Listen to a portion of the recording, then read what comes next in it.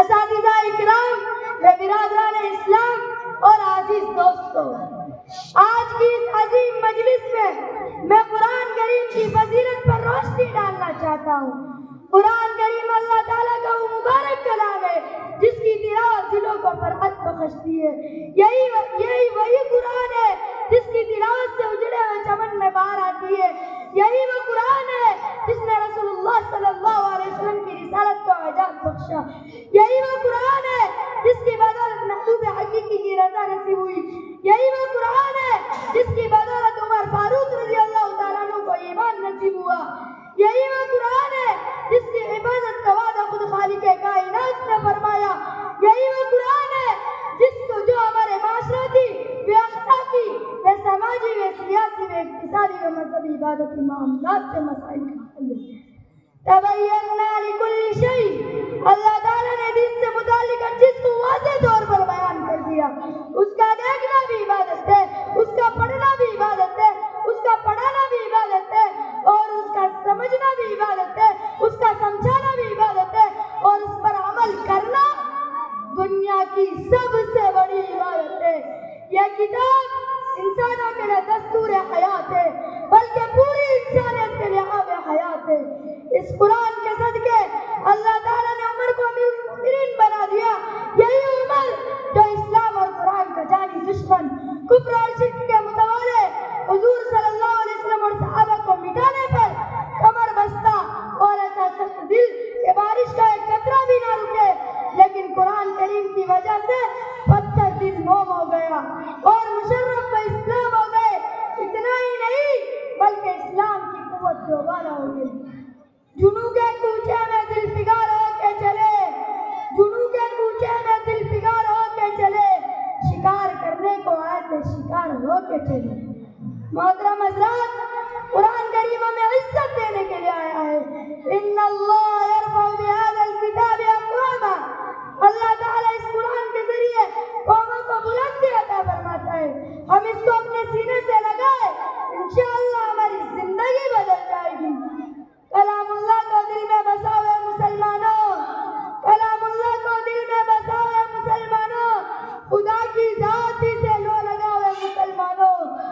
زمانے میں خدا کا آخری پیغام قرآن ہے، اسی کو مقصد اصلی بناؤ مسلمانوں۔ برادران اسلام، قرآن کریم کی حفاظت کا وعدہ اللہ نے خود لیا ہے۔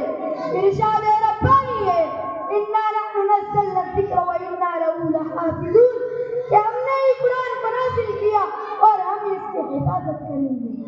چنانچہ اللہ تعالیٰ نے حافظ قرآن کا ایسا جامع و مکمل انتظام فرمایا کہ حفاظ کرام نے اس کے الفاظ کی حفاظت فرمائی، قرآن حضرات نے اس کے لفظ و لہجے کو محفوظ رکھا، مفسرین اور مجتہدین نے اس کے معنی و مطالب کو صحیح طور پر پیش کیا۔ غرض یہ ہے کہ ہر زمانے میں ہر فن کے ماہرین نے اپنے اعتبار سے قرآن کریم کی حفاظت فرمائی، اور ایسی حفاظت کہ قیامت تک ذرہ برابر کی تحریف و ترمیم کا تصور بھی ناممکن ہے۔ لا یأتی الباطل من بین یدیہ ولا من خلفہ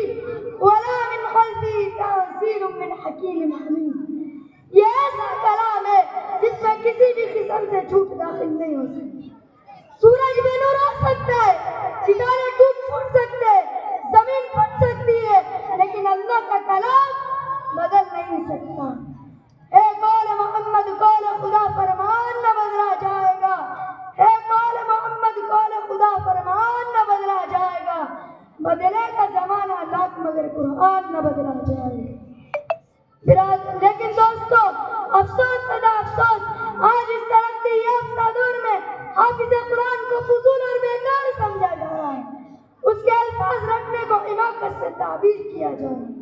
کہا جاتا ہے کہ اس کا رٹنا اور بے سمجھے پڑھنا بے سود ہے۔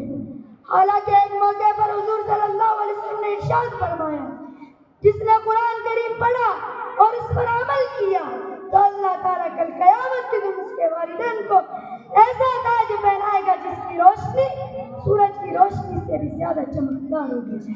ترمذی شریف کی روایت ہے، جس نے اس قرآن مکمل کیا اور حلال و حرام سمجھتے ہوئے اچھی زندگی گزار دی تو اللہ تعالیٰ اس حافظ قرآن کو جنت میں داخل فرمائے گا۔ حق ملے گا جو جہنمی ہوگے. اور فرمایا حافظ قرآن سے کہا جائے گا قرآن پڑھتا جا اور جنت کے درجوں پر چڑھتا جا اور ٹھہر ٹھہر کر پڑھ جیسا کہ تو دنیا میں ٹھہر ٹھہر کر پڑھا کرتا تھا. بس تیرا مقام اور تیرا ٹھکانہ وہی ہے جہاں تیری آخری آیت پہنچے. لیکن دوستو افسوس کی بات تو یہ ہے آج ہمارے گھروں میں قرآن کریم تو ہے لیکن ہمیں پڑھنے کی توفیق نہیں ہوتی. آج ہمیں اور ہماری اولاد کو قرآن کریم سے اتنا بھی تعلق نہیں جتنا کہ انگریزی اور ہندی اخبار سے تعلق ہوتا ہے. آج ہمارے اکابرین نے قرآن کریم کو اپنے سینے سے لگایا اور اس کے ہر حکم کو پورا کیا. وہ اللہ کے ہو گئے اور اللہ ان کا ہو گیا. آج قرآن کریم رنگ برنگ غلافوں میں تو ہے لیکن ہمارے ہاتھوں میں نہیں کیونکہ ہم پاک نہیں اور ناپاکات لگا نہیں سکتے. دلوں میں نہیں, زبانوں پر نہیں. ناول اور افسانے پڑھنے کا وقت ہمارے پاس ہے لیکن قرآن کریم کے تراجم اور تفسیریں بے واقعات کے احکامات پڑھنے کے لیے ہمارے پاس وقت نہیں. جبکہ اللہ تعالیٰ نے ارشاد فرمایا وَلَقَدْ يَسَّرْنَا الْقُرْآنَ لِلذِّكْرِ فَهَلْ مِن مُّدَّكِرٍ کہ ہم نے قرآن کو بہت آسان کر دیا. ایک موقع پر جناب رسول اللہ صلی اللہ علیہ وسلم نے ارشاد فرمایا کہ میری امت کے گناہ میرے سامنے پیش کیے گئے تو میں نے ان میں سب سے بڑا گناہ جو میں نے دیکھا وہ حفظ قرآن کا ہے جس نے حفظ قرآن مکمل یاد کر کر بھلا دیا.